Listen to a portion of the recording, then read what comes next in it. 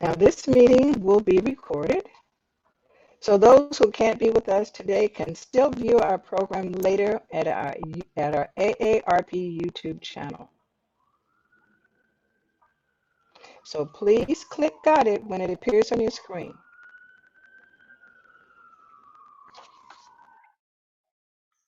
Perfect. Thank you so very much. Now, if you're not familiar with the AARP, it's the nation's largest nonprofit, nonpartisan organization dedicated to empowering people to choose just how they live as they age. With nearly 38 million members and offices in every state, plus Washington, D.C., Puerto Rico, and the Virgin Islands, AARP program works to strengthen communities and advocates what matters most with a focus on health, security, financial resilience, and social connection. Now, today's program was focusing on health and wellness, which is part of our social agenda. So, Jacqueline, who's in the audience today? Who do you see in the chat? Oh, we have a wonderful crowd today. We have Sarita from Benicia, California. We have Lily from Northridge, California. We have a great cross section of people. We have people from Texas. We have someone from Thompson Station, Tennessee. We have Errol from Vancouver, Washington. Alondra is with us today. So we have a great cross section from villages, from the villages in Florida, from Grace from California. People are anxious to find out about the herbs this morning. Oh, I'm so glad that they are because I'm anxious to give them some information, and I'm sure Sarah June is also waiting to do that. So let's take a moment to answer our trivia question. So our trivia question today is, what is the origin of butterfly tea? Or where did it come from? Did it come from India, South America, Asia, or Africa? So please put your answers in the chat. Yeah, four choices. Where do you think this tea came from, this butterfly tea?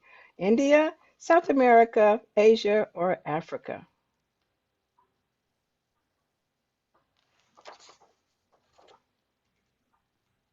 Jacqueline, what do you see in the chat?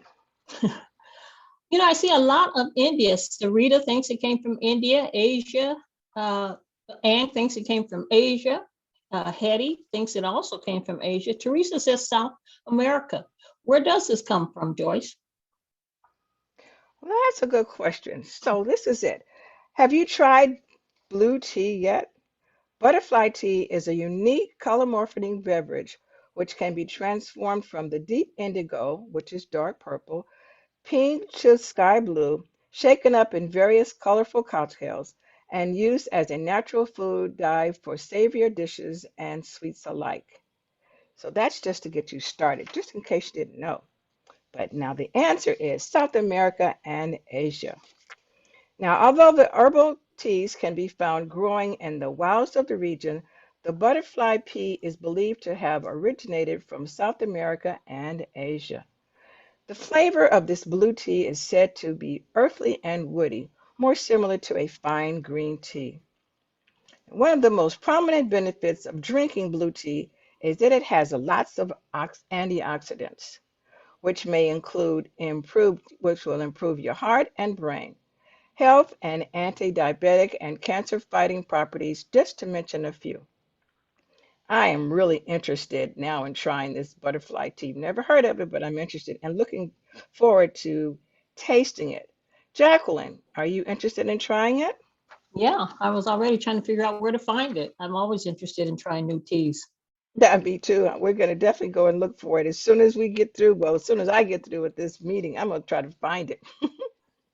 So, speaking of herbs, we are delighted to have all of you join us today and hope you have your tea and your coffee because I have mine right here with you. We're excited to share with you Herb Your Enthusiasm Part 2. Now, to get us warmed up, we have two poll questions, and we ask you to quickly submit your answers. Now, the first poll question is, are you planning to grow your herbs indoors? Okay, I see some people coming in a container or outdoors in the ground in a raised bed. Oh, I see answers that are really coming in. Indoors kind of winning. Up, outdoors taking off. Okay, I think the outdoors is winning. All right, the outdoor won 57% to 43. Very good, thank you. Now, our next poll is poll number 2. What are the top 2 herbs you most like to grow at home? Would it be basil, oregano, rosemary, mint, sage, parsley? Or if you have another herb that you would like to put in the chat, let us know. We'd love to see that. So again, your choices are basil, oregano, rosemary, mint, sage, or parsley, or whatever other type of herb that you would like to grow. Please put it in the chat. Oh, I see them coming in. Looks like basil is on a roll here. Wow, I see them coming in. Up, parsley is catching up. Okay, so here is our results. Basil, 74%. Wow, everybody likes basil. That's really good. Coming up with a close second, parsley. Up, we got the mint coming in too. Very good. It is so good. Thank you so very much for putting it in the chat. I really appreciate it. So back by popular demand, it is my pleasure to introduce our guest speaker, Master Gardener Sarah June. Sarah June is a UC Master Gardener in Southern California. Now, she grew up enjoying the abundance of her grandmother's garden and has been working on growing her own organic foods ever since. Now, after learning about how compost can rebuild a road topsoil and capture carbon from the atmosphere, she decided to enter the UC Master Gardening Program to learn more about and share her knowledge to the community. She loves growing herbs, tomatoes, fruits, and California native plants. Now, as a reminder, please put your questions for Sarah June in the chat during the program, and she will be more than happy to answer them during the questions and answer portion of our meeting. Here's some fun parts. So, as a tradition, to add some spice to the introduction, here's some fun facts about Sarah June. Check this out, you guys. The most popular herb in the world for her is cilantro. Wow, pretty cool, huh? Her favorite type is basil, but it's from the Persian basil, which has green and purple leaves, slightly with a citrusy taste. And her favorite way to consume mint is a strong tea sweetened with honey. Wow, so cool. Sarah, let's welcome you. We're ready for you to start your presentation. Hi, everybody. Thanks so much for coming. I have my official Tea and Coffee Tuesdays mug full of iced tea. Thank you so much for putting all your questions in the chat. I'm going to do my best to answer them all at the end. So I know a lot of you probably came for the first part of the presentation. So I am going to kind of run. So basically last time my presentation was too long and I only got about halfway through before we ran out of time. But so this time I'm going to sort of speed through those first slides. If you did not get to see the first presentation, just go to the Tea and Coffee Tuesdays YouTube page and you can watch that video. You can get all of the details that we talked about during that session. So do not worry if you do not have that, it is up and it is available for you. So I am going to share my screen right now. And I am going to use slideshow. There we go. All right. Can y'all see my growing herbs at home slideshow? Great. Yes. Okay, so here is, and I also have my timer going this time to make sure that I don't run out of time again. Okay, so we went through why grow herbs. I'm sure a lot of you are, have many reasons, but in case you need some more, food, tea, medicine, pollinators. It's much cheaper than buying herbs from the store, and it's fun. We talked about what an herb is, what's the difference between an herb and a spice. I talked a little bit about California native herbs. I know not all of you, but many of you are in California. And I just want to reiterate again that native herbs are the easiest herbs to grow in your area. Wherever you are, you can look up what plants are native to your area, which ones are used as herbs and spices, medicinally or for food. And those will always, always, always be the easiest herbs to grow outside. Right now, I am actually drinking an iced tea made from black sage, which is one of our delicious California native herbs. And we've got a lot here to choose from. Some of them are medicinal, some of them are very tasty. For example, this one, Yerba Buena. If you live in California, I highly recommend this website, calscape.org, and we will have that link in the chat as well to find out what herbs are native to your area. That is a state-specific one that is just for California, but other states will also have their own resources. If you just Google native plants and put in your zip code, hopefully you'll be able to find some there as well. All right, I'm just going to speed through all of these. We're talked a little bit about some of the most popular herbs in the world. I think all of these are ones that were either in the poll or mentioned in the chat. Talked about world cuisines and their commonly used herbs. And so here, I'm going to start here, when to grow herbs. So here we have a link for the USDA zones. If you do not already know your USDA zone, I highly recommend using this link, which will also go in the chat, to look it up, because that is going to be your #1 guide to when you should grow herbs and what herbs you should grow, honestly.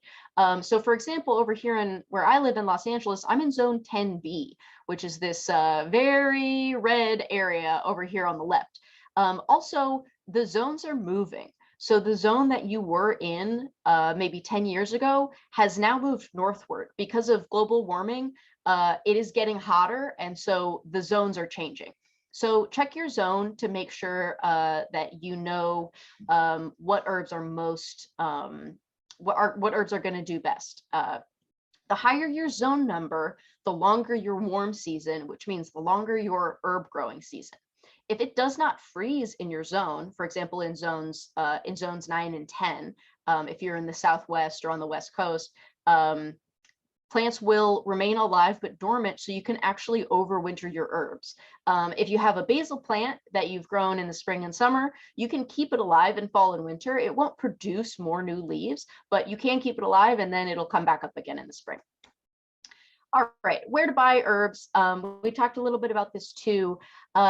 I highly recommend, if you can, buying seedlings from local nurseries. They generally have a little bit better source.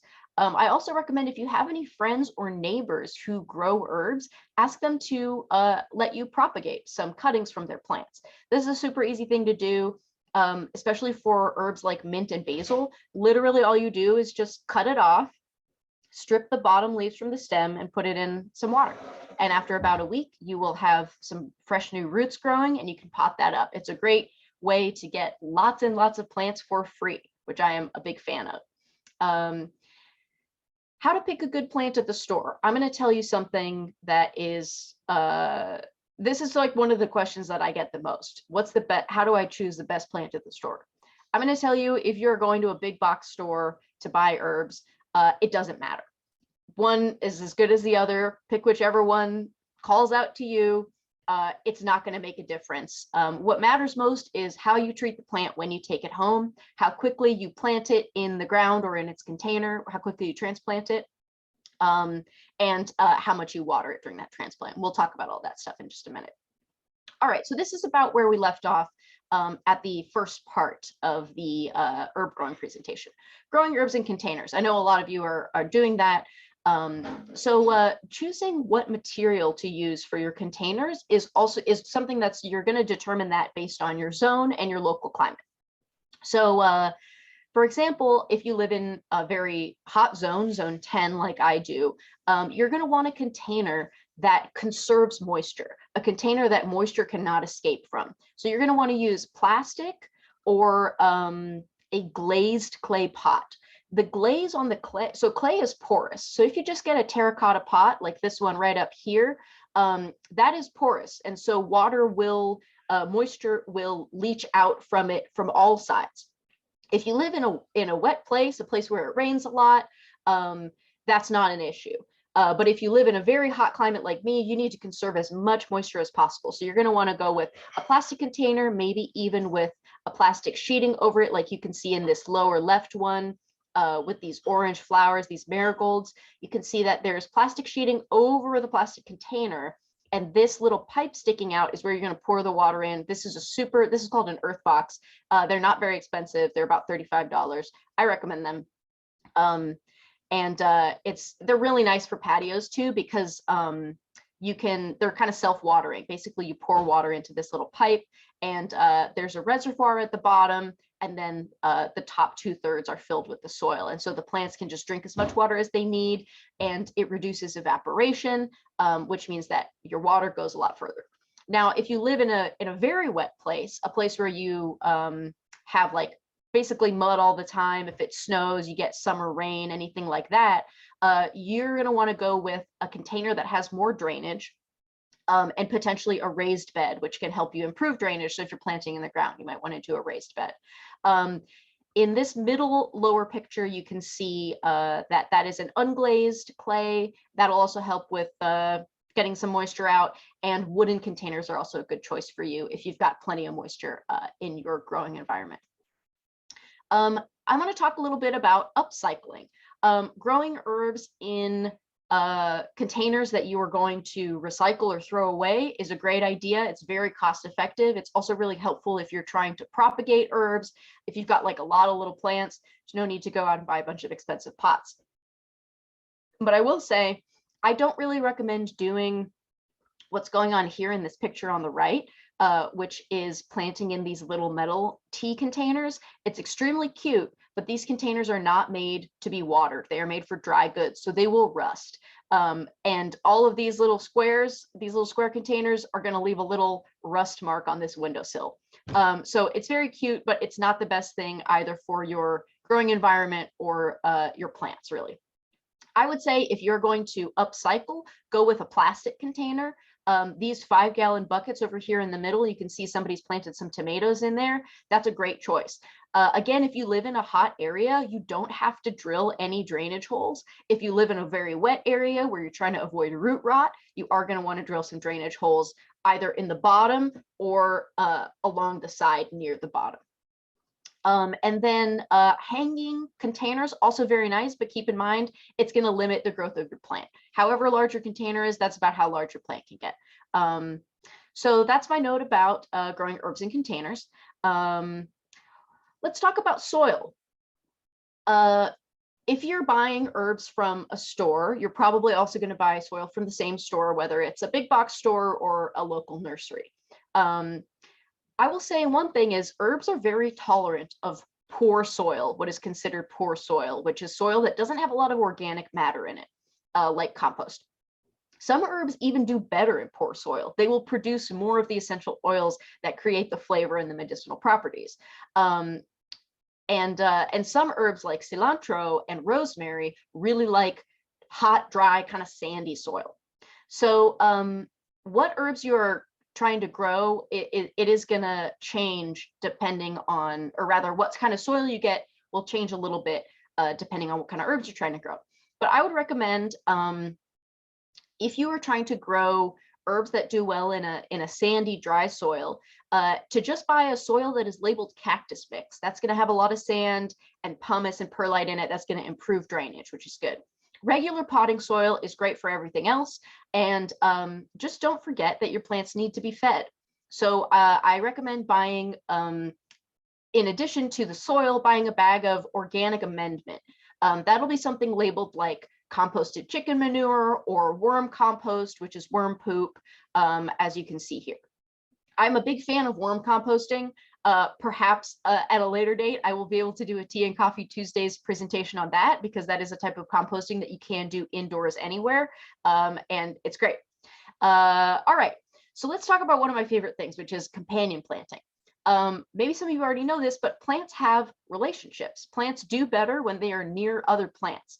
One thing, a question I get a lot from people who grow plants indoors is, why is my plant not doing well? And often the answer is because it's lonely. Plants ingest and excrete different chemicals into the soil. Some of those are for protective purposes. For example, that is actually the purpose of caffeine in a plant. This is why plants have caffeine. It's because the caffeine in the plant, well, all throughout the plant, it'll basically excrete caffeine from its roots, and what that does is it stuns insects, which is really cool. And so it's actually, plants make things like caffeine or capsicum, which is the spiciness of a pepper, as a defense mechanism to protect themselves from things that might want to eat them. So some of those are for protective purposes.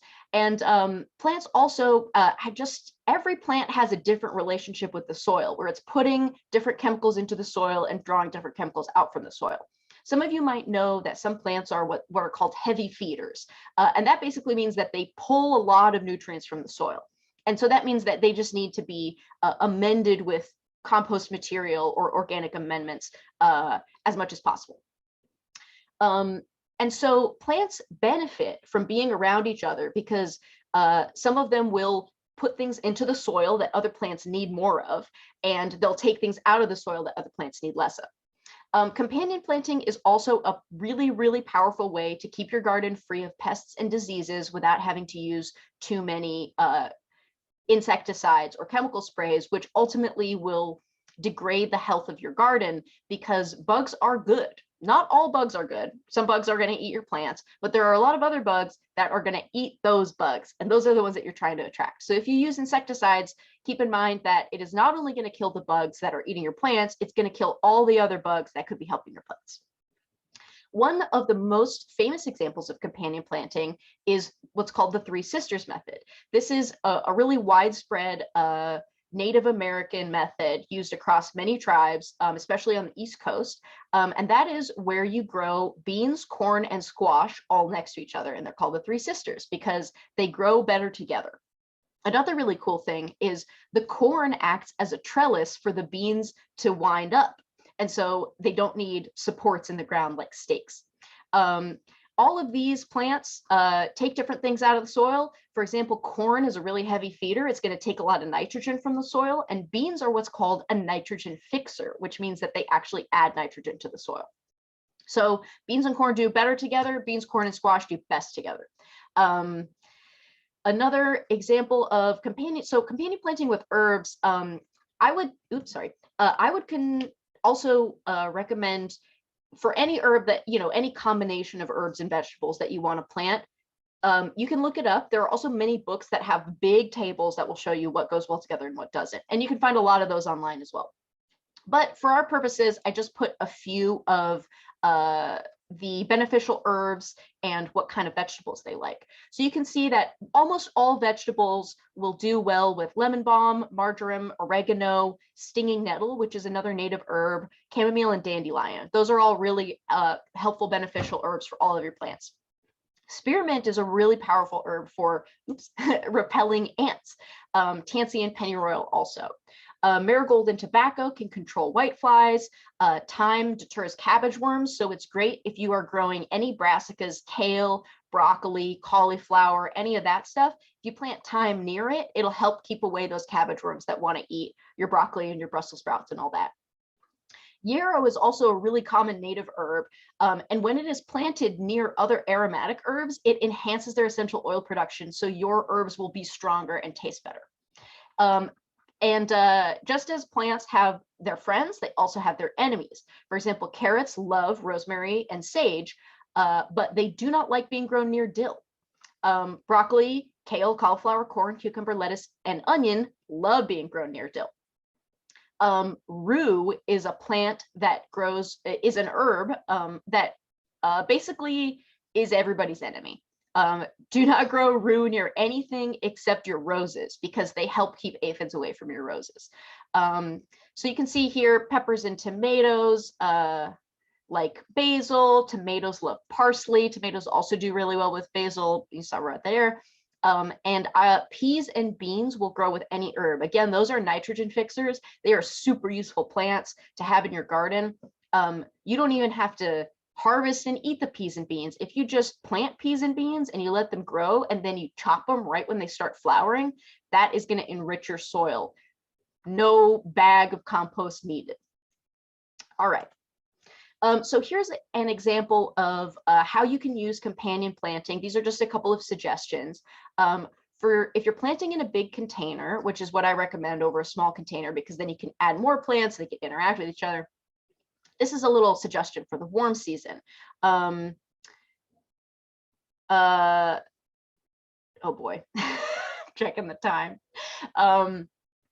So a suggestion for the warm season is peppers, tomatoes, and tomatoes with basil, parsley, and cilantro. And then you could have another one with corn and squash, with peas, beans, sage, and dill. And those will all be really happy together and they'll enhance each other. Here's a suggestion of some companion planting you could do in containers, or honestly out of containers, for the cool season. Here we've got the kale and cauliflower. Both of those are brassicas. You've got the thyme to deter those cabbage worms. You've got the chamomile and the dill. And then over in our other container, we've got carrots with rosemary, leeks, and sage and celery. Those will all be very happy together. How to water and fertilize. Here in Zone 10B, we think a lot about how to save water because it's very hot and very dry. One of my favorite methods of watering that is both the lowest maintenance and the lowest, the highest efficiency, is buried clay pots. I highly recommend buried clay pots if you can get your hands on them. You can also make them out of terracotta pots, which are extremely easy to source and very cheap.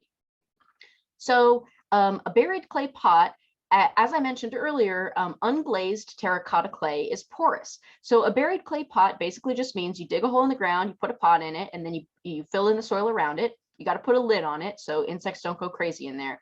And basically you just water the pot, and then plants will grow towards it and they will pull water. Both water will leach out of the pot, and the roots of the plant will eventually grow over the pot and pull out exactly what they need.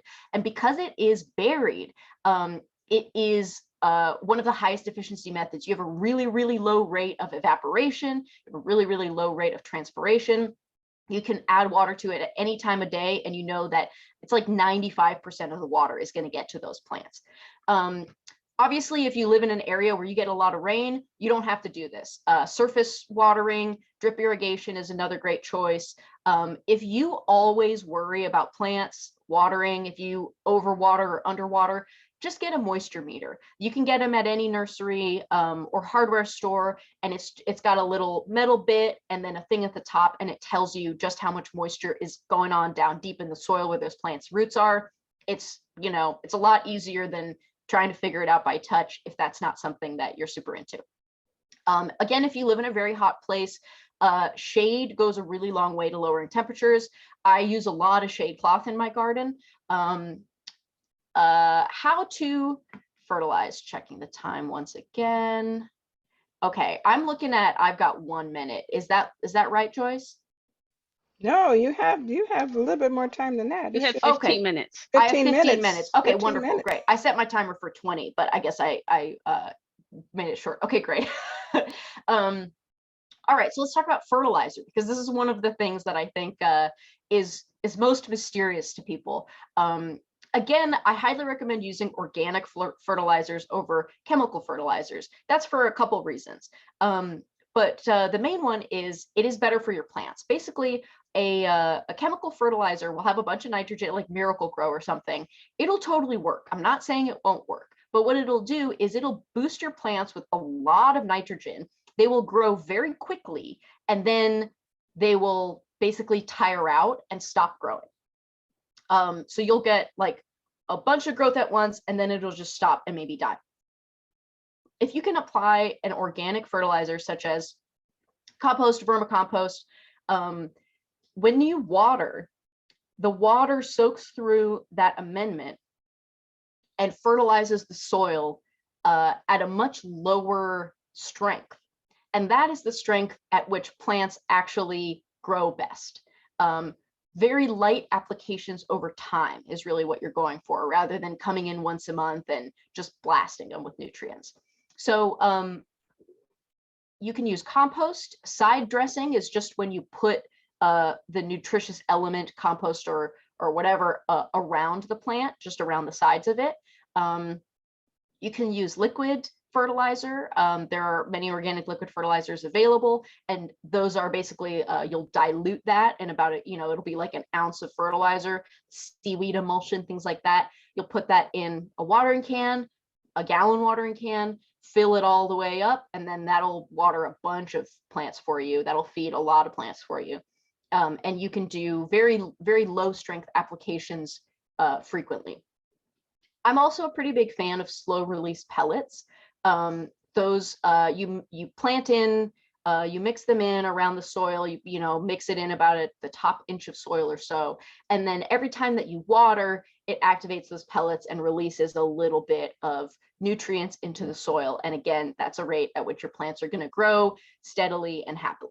So you want to use a balanced fertilizer and apply lightly and frequently, as opposed to very strong and infrequently.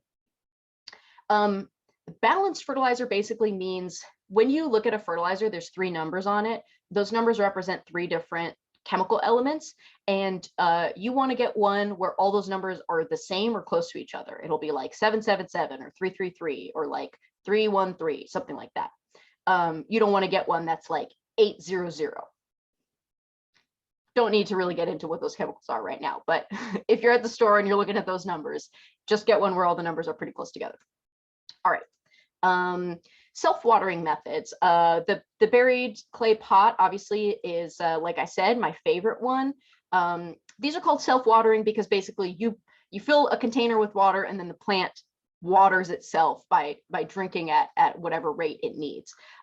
These are also really handy for, like, if you go out of town for the weekend, things like that. You don't have to worry about getting somebody to come and water your plants every single day.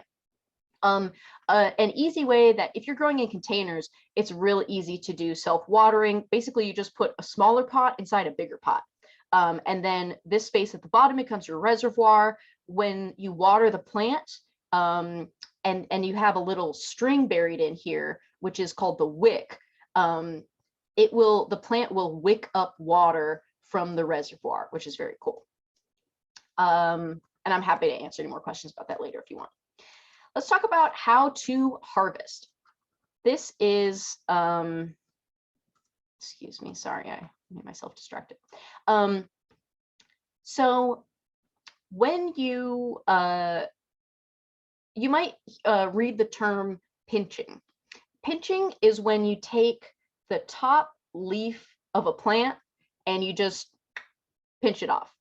So over here on the left, we've got a nice little botanical illustration for you of all of these cool plant parts that are happening right at the tip of every stem you have. Every cilantro stem, every basil stem, they all have all this cool stuff going on in them. And basically, all you need to really notice is this part that says shoot apical meristem. The apical meristem is an area at the top of the plant where the cells are different. They are growth cells. And so when you pinch off that meristem, what you do is you activate the meristem that's just below it, about an inch below it, and that meristem will then produce more leaves. So when you pinch off the top meristem, you're activating that second meristem for more growth. So that is how pruning actually creates more growth. So the more you harvest, especially for plants like basil and cilantro, the more you harvest, the more growth you will create further down the plant. So sometimes it's a little counterintuitive to say the more you harvest, the more you'll grow, but that's how they work. And so you can see here on this image on the right, this is, it's got some more detailed areas. See where it says 1, 2, and 3, those little red boxes? Those are areas that are between meristems. Everywhere that these 2 leaves are coming out are meristem areas. So you want to cut basically between the meristems, and that will activate each one. Another thing to keep in mind is that the leaves at the top of your plant are the ones with the most oil in them. And again, the oil is what gives the flavor and the medicine. So when you harvest from your plant, do not harvest from the bottom, harvest from the top. That's the tastiest.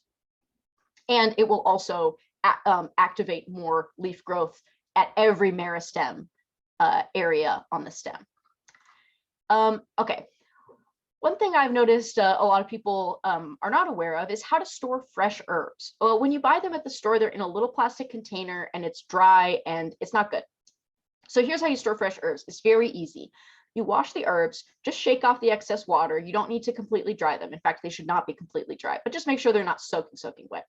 You want to get a container, line it with a paper towel or a tea towel if you have like just a nice thin one. You put the damp herbs inside the container. Separate the leaves so that they're not sticking together. And then you just cover it lightly with, a towel. It can be the same paper towel. I usually just kind of fold it over. And then you close with an airtight lid and you put it in the fridge. And what'll happen is that water will basically drain onto the tea towel or paper towel, making it slightly damp. And that will keep your herbs fresh because they need that moisture. And especially since it will be cool inside the refrigerator, that will keep them crisp and happy for a really long time. You can store fresh herbs like this basically up to 2 weeks. If leaves are sticking together, however, that water that is between them will cause them to rot. If you have an herb that is wet, that is against a surface that is not breathable, that is when rot happens. So that's what you want to avoid. You want it to be damp, but not too wet. Another way to preserve your herbs, obviously, is drying. You can do this in the oven. There are many, many tutorials on YouTube for this, so I recommend looking those up. If you live in a hot place, you can use a solar oven.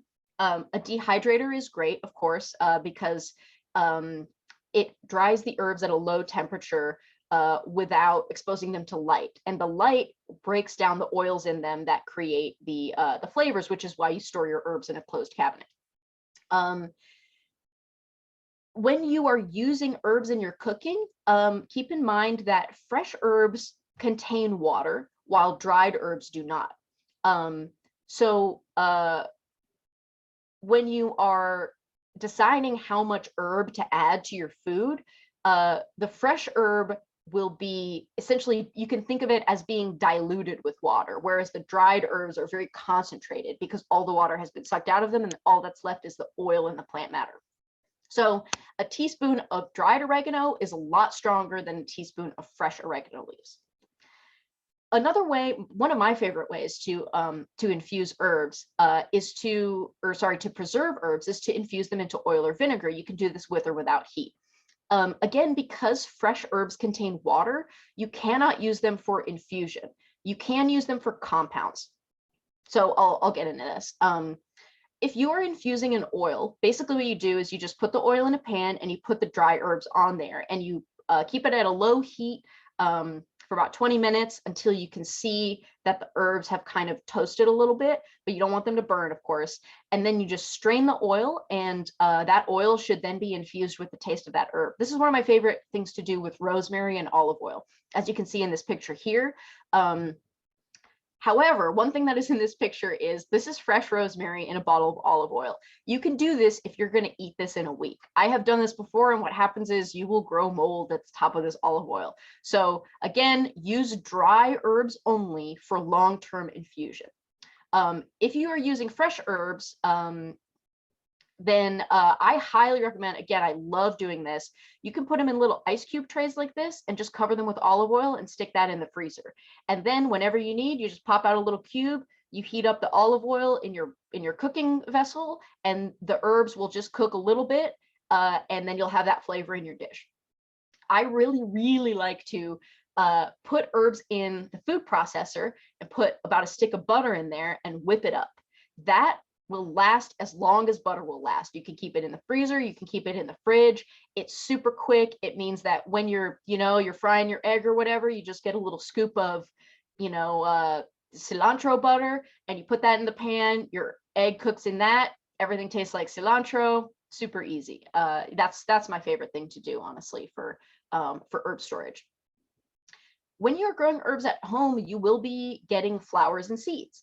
One important thing to keep in mind is to let the seeds and the seed pods dry out fully before harvesting. Before they are fully dried out, they are not mature seeds yet. So if, like, when your cilantro plant grows seeds and they're still green, those seeds are not mature. If you take them off the plant and you dry them elsewhere, you will not be able to grow cilantro from them. You have to wait until the plant dies and the seed pods are fully dry. Then you can harvest them, put them in a little plastic bag or a jar, and keep them away from light and heat, because those are the things that will deactivate them. From experience, I can tell you, you will forget what the seeds are. No matter how much you think, I'll remember, you won't. So label, label, label, don't forget to label.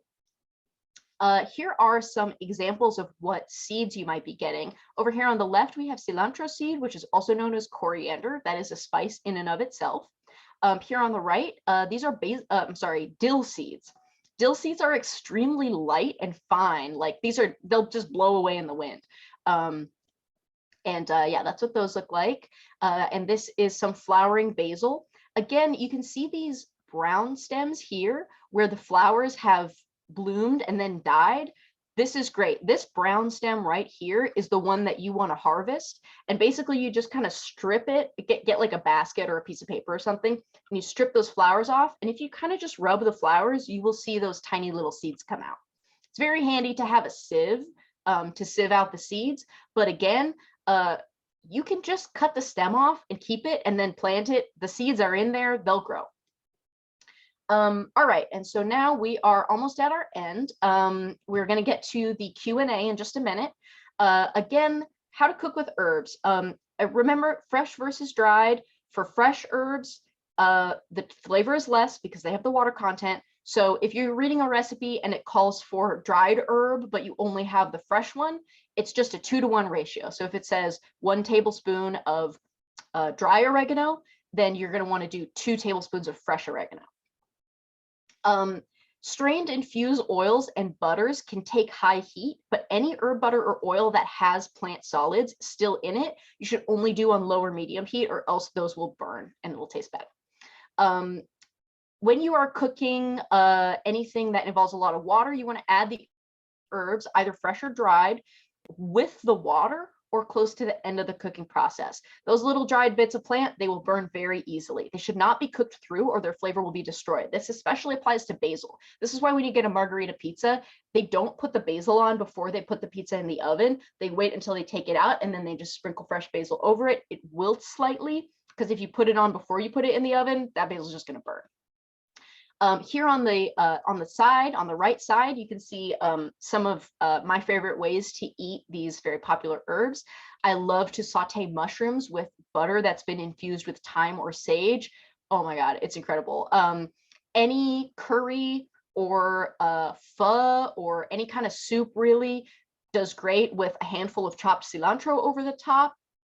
And if you are a mashed potatoes fan, dill and tarragon, honestly, rosemary, sage, almost anything goes with mashed potatoes, but dill and tarragon are probably 2 of my favorites. Tarragon is really great with any like creamy food. And here, I'm not going to go into these recipes too much. So if you want to follow them, just feel free to take a screenshot, or on YouTube later, you can pause this to get the actual recipe. But I wanted to share a few very easy ways to eat the herbs that you've grown. This is salad shirazi. This is a Persian dish. It's one of my favorites. It's just chopped tomatoes and cucumbers, and also onions if you like. And you can have it with dill or tarragon and dried mint over the top. It's extremely delicious. If you want to make it a meal, you can add some cooked chickpeas for some protein, but it's also a great side dish. Watermelon salad is another really good summer dish for me because there is no oven involved. You just mix up some watermelon and feta cheese and mint leaves. Mint goes honestly with any fruit. You can add avocado, olives, basil is also really good on this, arugula or cucumber if you like, and that's another great side dish. And then a nice little drink that we have here is lemonade. You can make a little syrup out of honey, and basically you just make regular lemonade, and then you stir in mint leaves, and you just keep it in the fridge for about an hour so that those mint leaves can infuse into the water. Got a delicious mint lemonade. A couple of mistakes to avoid, and we'll talk about this a little more in the Q&A: overwatering, underwatering, and underharvesting. Again, if you have problems with overwatering or underwatering, we have the technology. Just get yourself a moisture meter. There's no reason to stress about it. And then underharvesting. One reason that people's plants will grow very quickly and then die is because they don't harvest them enough. And I think we kind of have an idea that we should leave our plants alone so that they can do best. But in fact, plants do better when we interact with them. When we pinch off their tips, when we harvest them, they grow more. And that's one reason why herbs are so popular all over the world as flavoring, I think. And a quick note about being a master gardener. As you heard in my lovely introduction, I am a UC certified master gardener. Basically, the Master Gardener program is a cooperative program organized by the University of California. You do a year-long course, and then you can volunteer 25 hours per year to maintain certification. What this means is you can volunteer in an official capacity to share gardening knowledge in senior gardens, school gardens, community gardens. You can give presentations like this online, or you can volunteer in your community.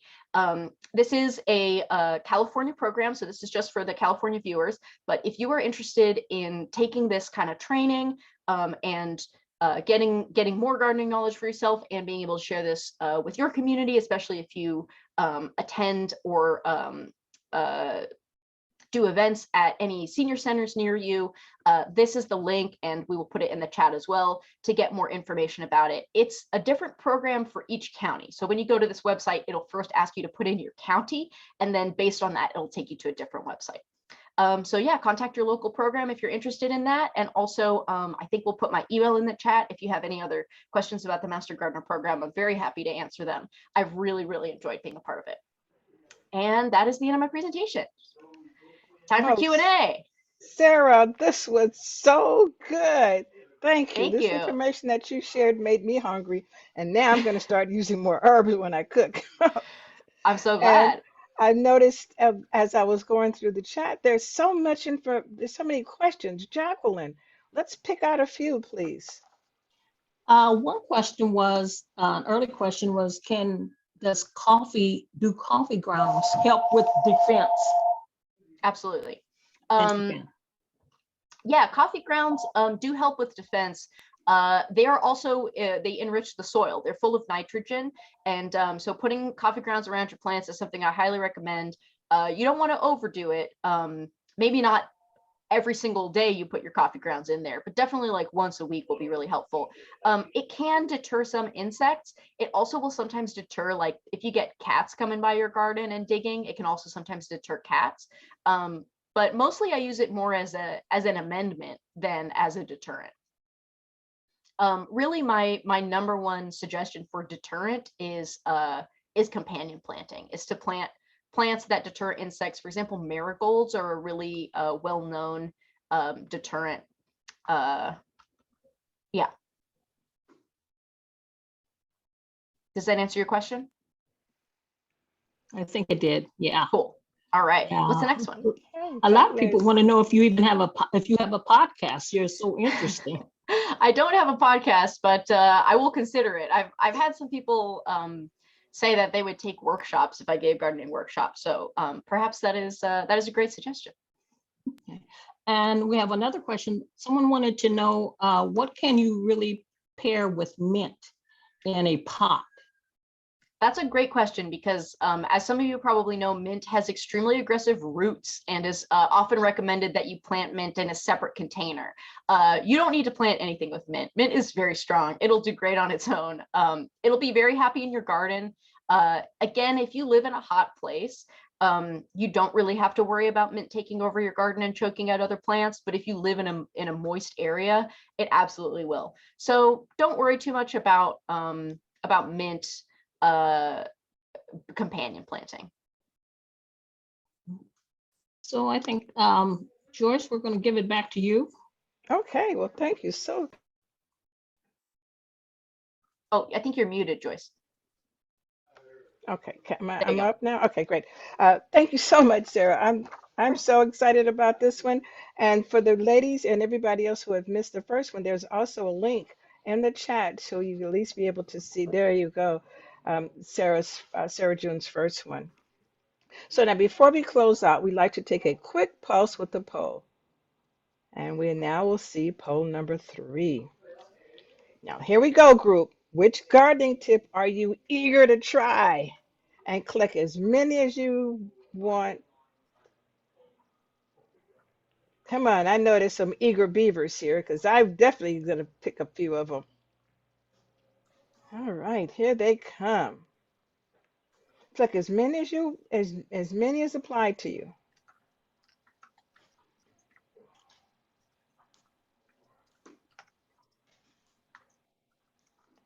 All right, I see them coming in right now. Thank you so very much for sharing your thoughts because I'm eager beaver like a lot of you.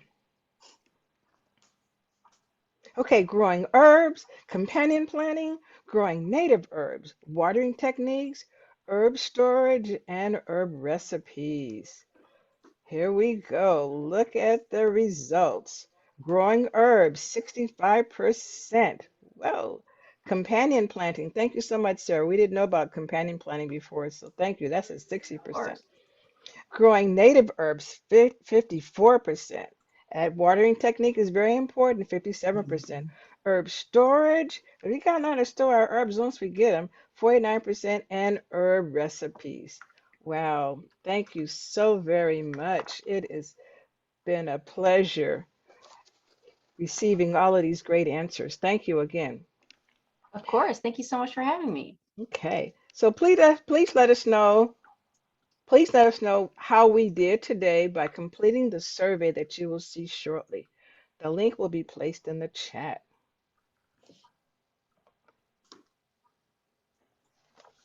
How many of you guys enjoyed today? Show of hands or wave your hands or something, because this was absolutely a very great presentation.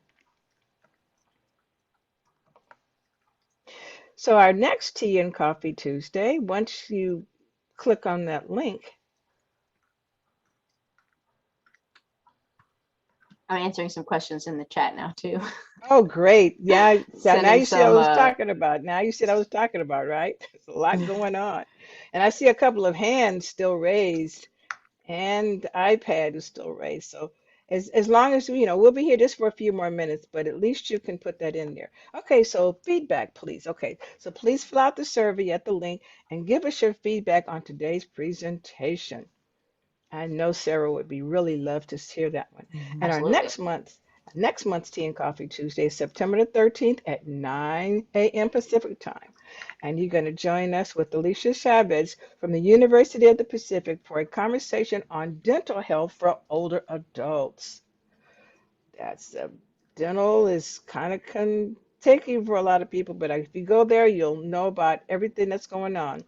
And Piggy Bank Essentials with Martin, Part 3, Money Savers, will be on Thursday, September the 29th at 9 a.m. Pacific time. And he'll be focusing on his third program of the Money Savers. So thank you again. I see some more hands, but we can probably answer those questions a little bit later. But thank you again for coming. I'd like to do a couple of quick shout outs. Thank you, Master Guest Gardener, Sarah June. You were absolutely wonderful. Thank My you so pleasure. much. Our moderators, Jacqueline Cole. Thank you so very much, Jacqueline. There were so many things in the chat. I know you was having a hard time trying to figure out which ones to give her. But thank you again, Jacqueline. Our volunteer production crew, our tech specialists, Vince King and Connie Moore, thank you so very much. Our AARP staff, and especially all of you. Again, my name is Joyce Howard. I am your host. Thank you so very much for joining us. And this concludes our program. And I think we have a few more seconds. So, Anne from the iPad, can you answer your question really quick? Oh, Anne what's that? or Chris?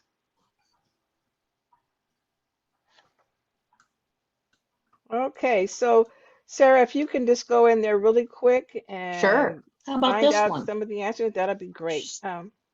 Cheryl read that infusing herbs in oil may lead to botulism. Is that true? Yeah, so this is what I was talking about with that mold issue. So if you infuse if you infuse dried herbs into oil, again, at a low heat and for a short amount of time, and you strain it completely, that oil should be safe. But if you are worried about that, I would just recommend only infusing any fats, can be butter, coconut oil, olive oil, whatever, that you will store in the fridge. Botulism will only happen if you're keeping it in dry storage. The cold of the fridge will help prevent that kind of mold growth. And again, it is also something that can be avoided just by infusing herbs into something that you're going to store in the fridge and consume within a couple of months. Okay, thank you. That was very important. We don't want Yes, anybody to get sick. absolutely not. Yeah, so Oh, that's one of the potential dangers of infusing into an oil that you're then going to store in the cabinet for a long time. great. So thank you everyone for coming again. Please pull the links out of the chat. And again, have a great morning, afternoon, evening, because we are all over the world. And again, this is the end of our program. Awesome. I said, Thanks, guys. good evening. Bye bye now. Bye.